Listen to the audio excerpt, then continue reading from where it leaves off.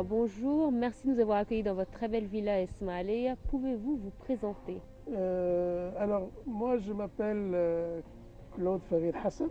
Mhm, Euh, je suis, je suis né en France d'ailleurs, parce que mes parents faisaient leurs études en France. Et à l'âge de 6 mois, je suis revenu en Égypte euh, avec mes parents. Et puis, après quelques temps, entre Port Saïd et Aswan, on s'est installé à Ismaïlia parce que mon père a été embauché à la compagnie du canal de Suez mhm, comme radiologue, puisque le service de radiologie allait perdre son radiologue français et la compagnie avait décidé de mettre un Égyptien parce qu'ils ouvraient leur embauche aux Égyptiens, ce qui n'était pas aussi facile avant au niveau des cadres, c'est-à-dire mhm. au niveau des cadres. Et puis donc il a travaillé au canal oh, jusqu'à 73, pratiquement 76 même. Et puis comme le service, c'était pas toujours facile, et on lui a fait des propositions pour aller travailler au Koweït. Et donc il est parti au Koweït avec tout le monde. Pendant ce temps-là, moi j'étais en France, je faisais mes études. Et puis quand j'ai terminé mes études, j'ai été embauché au ministère du Travail. Puisque étant né en France, j'avais aussi la nationalité française automatiquement. Mhm. Donc ils m'ont embauché en France enfin au ministère du Travail. Chose intéressante, c'est que des années plus tard, en 2000, Mhm. il y a eu un accord entre la France et l'Égypte pour tatouir, pour amélioration des bureaux de main-d'œuvre Mhm. avec le ministère égyptien du Travail. Et le ministre français m'a dit de venir Khabir en Égypte Mhm. pour aider un peu au tatouir des bureaux égyptiens du travail. Donc après être parti, je suis revenu. Alors votre famille a vécu ici depuis très longtemps. Pouvez-vous nous parler justement de leur histoire?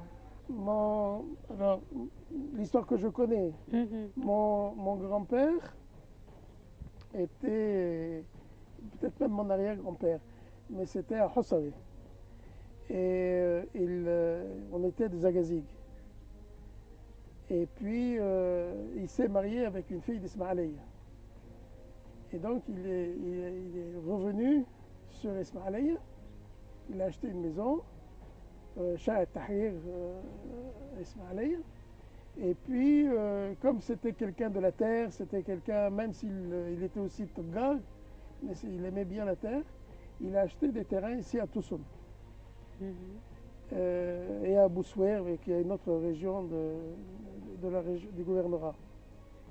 Et à Toussoun, Toussoun était du désert. La seule chose qu'il y avait à Toussoun, c'était la gare de la compagnie du canal, qui était là pour la régulation des bateaux dans le canal.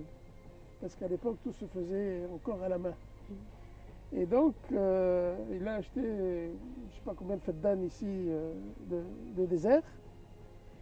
Et puis, il a amélioré, arrangé, il a fait venir des paysans. Et ils ont arrangé le coin. Mhm. Et puis, donc ça, c'était mon grand-père. Et puis après, ça a été la famille qui a continué à garder la région. Mhm. Et ensuite, quand je suis venu en 2000, cette partie-là, c'était hors de bourg, comme on dit. Et donc j'ai décidé de construire cette maison pour la famille. Et j'ai eu beaucoup de problèmes parce que la maison, elle n'a pas d'entrée, elle n'a pas de porte, elle n'a rien. Et donc les gens pensaient que j'allais faire des magasins dans les garages, que j'allais faire un magasin, que la villa, comment il n'y avait pas de porte à la villa, parce qu'il n'y a pas de porte. Donc le plan, ils ne comprenaient pas du tout. Et donc j'ai eu beaucoup, beaucoup de problèmes. Alhamdulillah, le ministre des constructions m'a aidé parce que j'avais pleuré auprès du ministre du Travail en disant mais مش قادر خلاص يعني مفيش فايدة ومش عايز أغش. Alors il a téléphoné à son collègue de la construction et en 15 jours j'avais mon tasrih. Et donc, j'ai commencé à construire la maison. Et donc, à l'intérieur, il y a un patio. Enfin, bon. Vous avez passé toute votre enfance à Ismaïlia. J'ai passé toute mon enfance à Ismaïlia. Dites-moi comment c'était. Ça ne me posait pas de problème parce que d'abord, on ne pensait pas culture. On pensait gens d'Ismaïlia. Alors, bien entendu, on avait des amis grecs, des amis italiens, etc. Mais ce n'était pas quelque chose qui était très prégnant. Ce qui comptait le plus, c'était comment se faire comprendre parfois, parce que chacun avait sa langue. Alors on avait une langue qui était un mélange de français, d'anglais, d'italien, de grec, de maltais, mais le maltais est très près de l'italien. Donc on arrivait à se faire comprendre. Et quand on ne trouvait pas le mot en français ou en anglais ou en grec, on trouvait un mot en italien et puis tout le monde se comprenait. Et ce qui était extraordinaire, c'est qu'il n'y avait on ne pensait pas nationalité. On pensait, c'est des copains à nous. Et personne ne demandait s'il était protestant, orthodoxe, chrétien, catholique, musulman, je ne sais pas quoi. C'était pas du tout le sujet. Et jusqu'à maintenant, parce que beaucoup d'entre nous, on est partis. Moi, je suis parti un peu assez tôt, mais il y a beaucoup qui sont partis après la Troisième Guerre, après le Hegel. Celle de 73. Celle de 73, ils sont partis, ils sont répartis dans le monde. Et donc, on s'est dit, haram de ne pas se retrouver. Et donc, grâce à un des nôtres, qui s'appelle Wagd Habashi, il a organisé une grande rencontre ici à Ismaïlia, où on était plus de 80. Et c'était important parce que on pensait à nos enfants. Et nos enfants voulaient qu'ils aient une idée, même petite, parce qu'Ismaïlia a beaucoup changé, mais de ce qu'était la vie à Ismaïlia. Comment est-ce que on allait jouer au tennis, comment on allait faire du bateau, comment on faisait de la voile sur le lac, que personne ne nous embêtait sur le lac, c'était pas interdit, comment on traversait. La seule chose qui était interdite à l'époque, et de tout temps, c'était de mettre le pied sur le Sinaï. Parce qu'on considérait que le Sinaï était égyptien, mais c'était une zone interdite. Et donc il y avait des Haggan, qui étaient des sortes de policiers soudanais d'origine, enfin nubiens, qui nous empêchaient de traverser le canal. Et un des jeux, c'était quand même d'aller les embêter en essayant de traverser le canal. Et donc on traversait le canal et puis ils nous disaient ah, et on retournait en vitesse. Et puis on faisait, il y avait de la liberté. Hein, on pouvait prendre la route du canal qu'on ne peut plus prendre maintenant pour aller à Ismaïlia, pour aller à Port Saïd ou pour aller à Suez. Très souvent on allait à Port Saïd plus tôt parce que c'était la mer Méditerranée, c'était la grande ville aussi d'une certaine façon, plus polyvalente qu'Ismaïlia. Ismaïlia c'était vraiment la ville du canal, alors que Port Saïd c'était plus large. Et il y avait Djianolla, Port Saïd, qui était une grande pâtisserie et où très facilement on allait prendre le petit déjeuner là-bas. C'est 80 km, mais on faisait 80 km rien que pour prendre le petit déjeuner. Et c'était ça la vie. Et puis la vie d'un élève, enfin d'un jeune, c'était aller, le matin on allait jouer au tennis de bonne heure. Ensuite on allait à l'école, on revenait manger. Éventuellement si c'était l'été on faisait une sieste. Et puis après on ressortait pour faire de l'équitation, pour aller à la plage, pour se promener, pour faire plein de choses. Et Et ça, c'était vraiment notre vie très, très, très régulière. Mhm.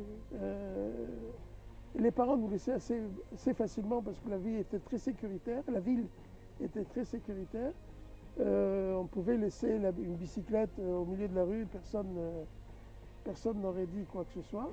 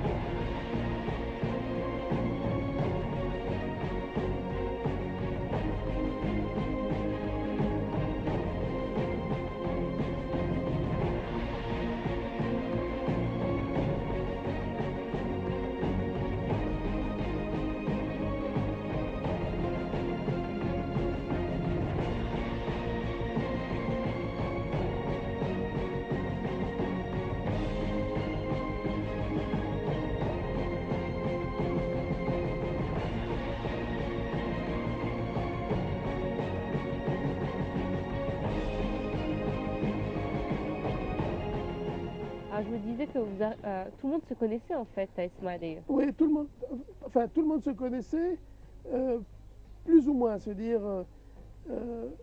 il y avait une sorte de coupure entre ceux qui allaient à l'école, de l'ESSEPS ou chez les sœurs, et ceux qui allaient à l'école publique. Donc là, il n'y avait pas trop de fréquentation. Pour une raison qui faisait qu'il n'y avait pas trop de fréquentation, c'est qu'à l'école publique, c'était tout en arabe. Alors qu'à l'école, disons, de la compagnie, mais ce n'était pas que de la compagnie, mais de la compagnie, c'était deux tiers en français et un tiers en arabe. Moi, j'ai passé les Adadiyya l'afia. Donc, on faisait un peu les deux. Et puis, ce qui était intéressant aussi, c'était que, par exemple, actuellement, on en parle beaucoup, mais par exemple, on avait des cours de religion. Et on avait des cours de religion, on avait des cours de catholique, et on avait les cours d'islam en même temps, enfin l'un derrière l'autre. Mais qu'on soit français, chrétien ou qu'on soit égyptien, musulman, on avait les deux. Parce que les sœurs et les frères considéraient que c'était important d'avoir une vision. Mais il n'y avait pas de prosélytisme, c'était juste apprenez l'histoire du catholicisme et apprenez l'histoire de l'islam. Après, tout ce qui était religion pure, ça c'était chacun chez soi. Mais ce qui était histoire des religions, et ça pour moi ça a été très important, ça a été fait, c'était fait par eux. Et donc, on a même eu une sœur qui nous a appris qu'est-ce que c'était que le bouddhisme, ce qu'on n'avait jamais entendu parler. C'était des choses intéressantes. Et